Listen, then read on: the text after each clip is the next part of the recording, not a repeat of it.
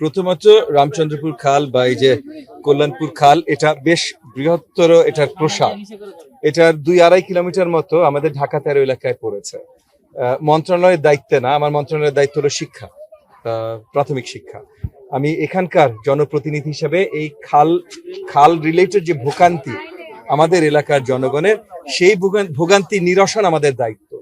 So সেই related city কর্পোরেশনের সাথে, এখন ঢাকা নর্থ সিটি কর্পোরেশনের দায়িত্বে মিল্টন সাহেব আছেন, ওনার সাথে কয়েকবার আমরা আলোচনা করেছি, বেশ কয়েকবার পরিষ্কার করবার আয়োজন আমরা করেছি। আজকে যেই একটা বড় কারণ এখানে আসা হলো যে একটা প্রজেক্ট আপনার এলজিআরডির মিনিস্ট্রির সাথে এবং ঢাকা সিটি কর্পোরেশনের সাথে ডাচ পার্টনারশিপে একটা প্রজেক্ট হচ্ছে, যে প্রজেক্টটার মাধ্যমে এই পুরো খালটা, মানে শুধু আমাদের এই 2-2.5 কিলোমিটার না, পুরো খালটা, কারণ আমরা যেটা হয় যে এই আমাদের 2.5 কিলোমিটার যদি আমরা পরিষ্কারও করি, যদিও আমাদের এলাকাবাসীদেরও সচেতনতা কম, তারা স্টিল বর্জ্য নিষ্কাশন খালের উপরে করতে থাকে, কিন্তু তার আগে আরো 4-5 কিলোমিটার আছে দক্ষিণ সাইড থেকে, যেগুলা ওই ময়লা নিয়ে একবারে ভেসে চলে আসে, এবং এর মধ্যে সিলট্রেশনও হয়েছে, যার জন্য অনেকটা ভরাট হয়ে গেছে। তো এখানে ড্রেজিং দরকার, রেগুলার পরিষ্কার দরকার, এবং এই এলাকা মানে পুরো ঢাকা শহরের আসলে আপনার জনসচেতনতা বৃদ্ধি দরকার, যেখানে আমাদের খালগুলোকে আমরা এইভাবে মানে অকাল মৃত্যু না ঘটাই।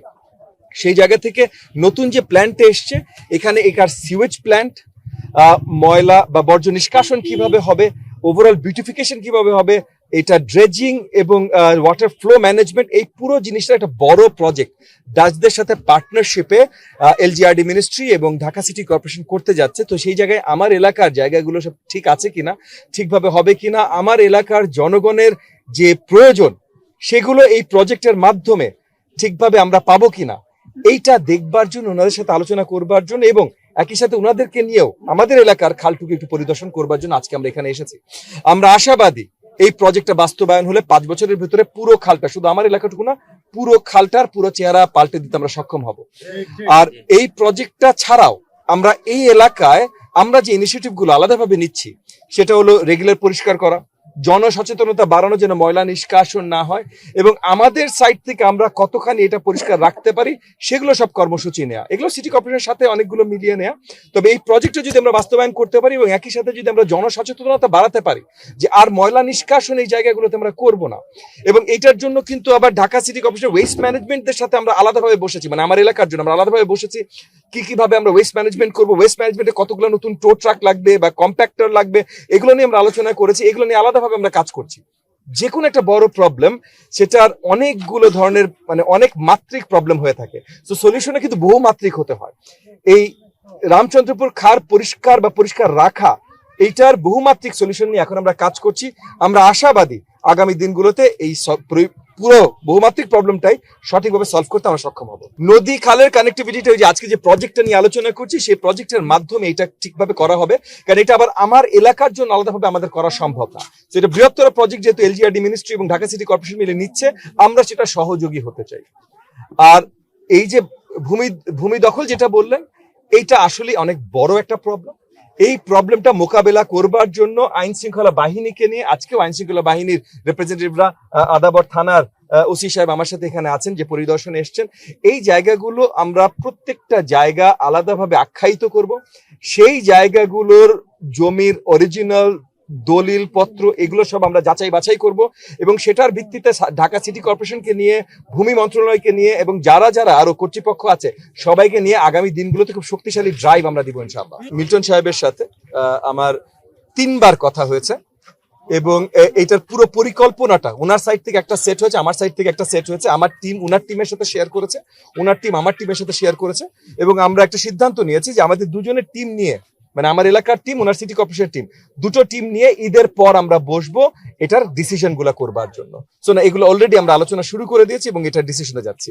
দেখেন, প্রতিবন্ধকতা অনেক ধরনের থাকতে পারে, রাজনৈতিক শুধু বললেই তো হবে না, এটা শুধু দলীয় না, এলাকা ভিত্তিক লোকজনের একটু ক্ষমতা প্রয়োগের একটা প্রভাব থাকে বা প্রবণতা থাকে, কিন্তু সেই জায়গা থেকে একটা জিনিস আপনাদের সকলকে পরিষ্কার মনে রাখতে হবে, আমাদের মাননীয় প্রধানমন্ত্রী জনাব তারেক রহমান পরিষ্কার করে দিয়েছেন, এখন গণতান্ত্রিক রাজনীতি শুধু হবে, জনগণের জন্য শুধু রাজনীতি হবে এবং সরকার ব্যবস্থা হবে।